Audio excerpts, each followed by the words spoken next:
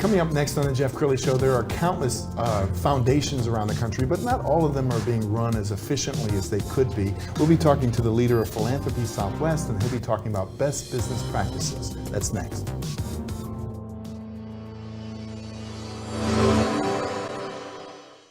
Many are predicting that the worst is yet to come, which is unfortunate, said one person here. Until now, they've enjoyed the reputation of being the nation's icebox. Watched a burglar in his home this morning by webcam. As a journalist of over 25 years, stories are what make my world turn. Reporting live from the Dallas newsroom tonight, Jeff Crilley, Fox 4 News. But in 2008, I took the jump from my familiar life and started a PR firm from my home. We're talking about anyone with a camcorder like the one I'm using becomes a television network. We started slowly growing the company, and we now have over 100 clients, and we've branched into the world of live digital broadcasting. I now own 8 different TV studios and have a huge team, and the stories that I now get to share are sometimes the most important of my life. Life has a funny way of coming around full circle. This is the Jeff Crilley Show. Well, as you know, there are countless foundations across the country, but they're well-meaning and often they are not run as efficiently as they could be run. To talk about that today, Tony Fundaro, he is the president and CEO of Philanthropy Southwest. Thanks for coming on the show. Thanks, Jeff, for having me. I appreciate it. Okay, now you guys are not a new organization. You've been around for a while. We're not. We're 73 years old this year. Amazing. So, yeah, it's we're the first of our kind, a philanthropy support organization. We are kind of a behind-the-scenes group that works with grant makers on the donor side to learn together, to advocate on behalf of one another, and build community in the Southwest. Yes. Yeah. And we found a great video that kind of gives an overview. Let's go ahead and roll that now. There used to be this belief 10 years ago that the Southwest was specific states or specific geography. I prefer to think of it more as a mentality. The Southwest truly is a melting pot of all cultures, all people, and all places. You have diversity of thought, you have diversity of politics, you have diversity of concern and issues. I think there's a sense of optimism here.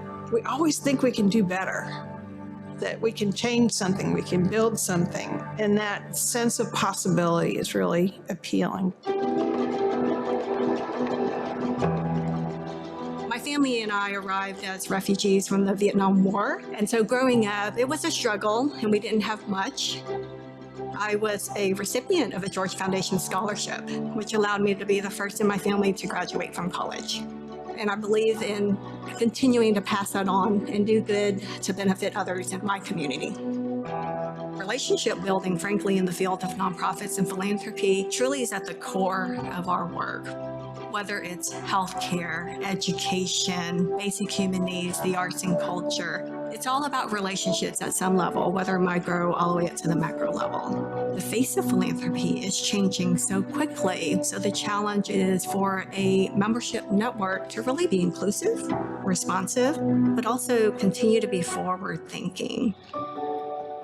Philanthropy Southwest is a philanthropy-serving organization charged with providing opportunities to engage and learn and basically do good better. People are at the core of who Philanthropy Southwest is. It's why I continue to encourage other people to join our ranks. The unique opportunities to collaborate and do work together in ways that you couldn't do in isolation. It's a 70-year-old organization that has been committed to philanthropic excellence over that period of time. When you look at the ability to convene folks together and to do that on a consistent basis and to stay relevant, it's a pretty impressive history. Membership changes, the needs change, the region will change, but the relevance has to change as well. It's the relevance that allows it to continue to have value.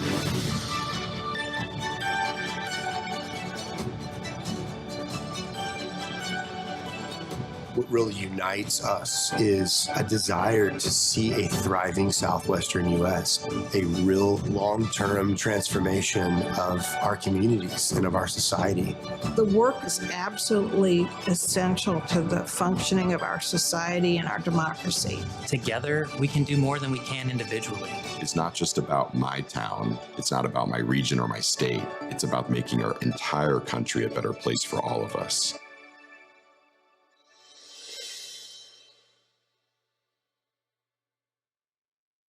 Very cool. Well, Tony, I want the audience to get to know you better. You come from an entrepreneur background. Tell us more.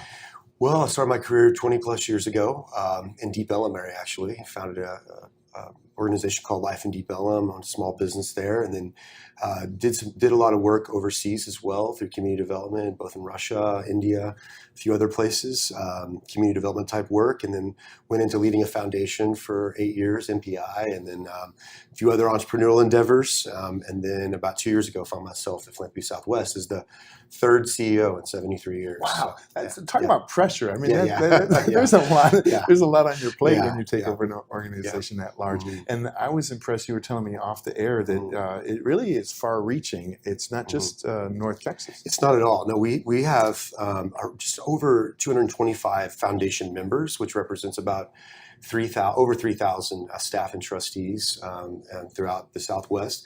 I think the philanthropic assets is over 50 billion, so a very good amount of giving every year. Yes. And so we have a lot of members in Texas, Oklahoma, Colorado, New Mexico, Arizona, Arkansas, so a few in Nevada.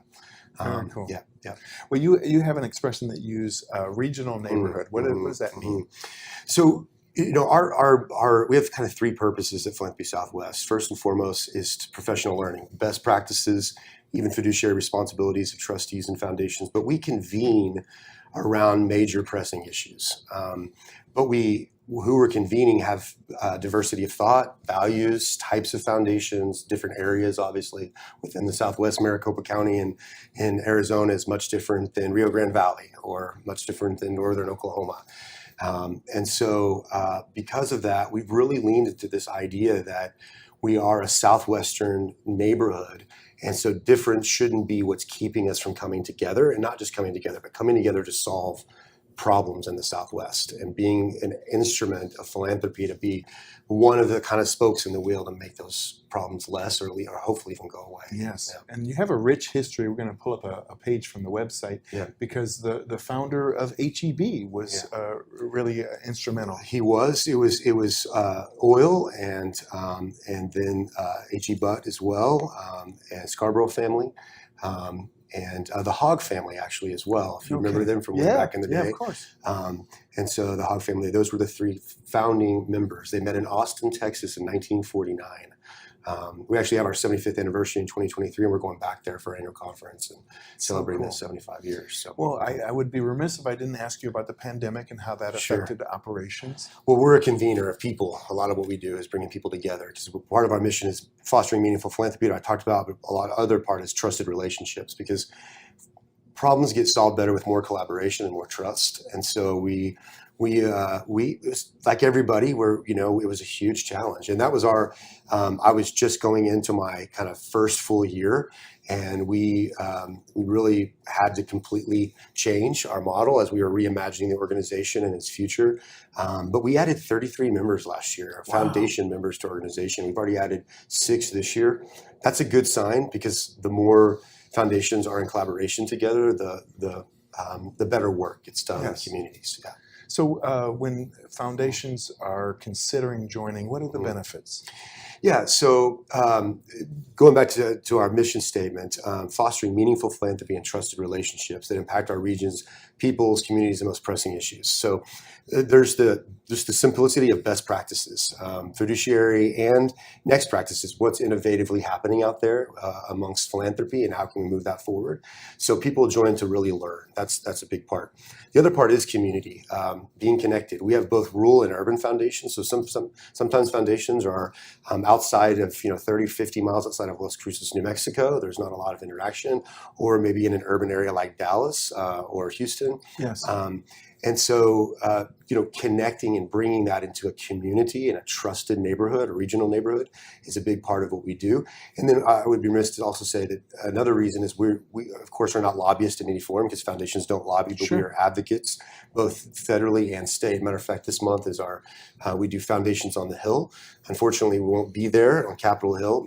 Just a side note, interesting, we were the last group when Capitol Hill shut down last year, March 13th, in Capitol Hill for the pandemic. So speaking of that, but this year it's virtual, but we'll interact with many of our representatives, senators, and then we're really starting to work, especially right now in Texas, Oklahoma, New Mexico, and expanding out Colorado as well on state policymaking, and both informing our policymakers on this is what philanthropy is going to do, this is what it's focused on. That helps them kind of make decisions sometimes about budgetary focuses, child welfare, education, these environment, these kind of things that kind of inform. And then we do directly advocate on behalf of the nonprofit sector. So just recently, I want to get out of my, I do have a full-time public policy person who's the expert on my team, but the universal charitable deduction that, we're really pushing that if you give $1 to nonprofit, you should get a tax break for that. That changed a few years ago because of the tax cap. But we think even though giving has increased, it's been that giving increased has been with a few people, not a lot of people. The amount of people giving has actually decreased over the last 2 years. And so that's kind of what we do too, making sure that the nonprofit sector is defended, and we advocate on behalf of that. And the cool thing about it is that we do that as one Southwestern voice. We speak as a region back to our policymakers, and that's always helpful. Yes. So, yeah. Tony, we've got about a minute left. Sure. What do you see for 2021? More foundations joining us, just because of what we spoke about earlier. We do have a professional learning committee of foundation leaders that help us shape that. But we've created the academic research cohort. We've invited all different University of Colorado, Texas A&M, University of Texas, where we're really developing content that's data and research and balanced out with kind of best practices, as well as moving issues forward. So really upping our content, really upping the opportunity to learn and do more in the community. Our vision is a thriving Southwestern U.S. through the power of philanthropy. We have a lot to do right now. Our communities are hurting. So, yeah. Wow. Yeah. Well, you're such an inspiration, and thank you for your service to our community. We're going to end by putting up the website so people can get in touch. It's philanthropysouthwest.org. Tony Fundaro, thank you so much for coming on the show. Appreciate it. You Thank bet. you. All right. And that's it for now. We'll see you next time.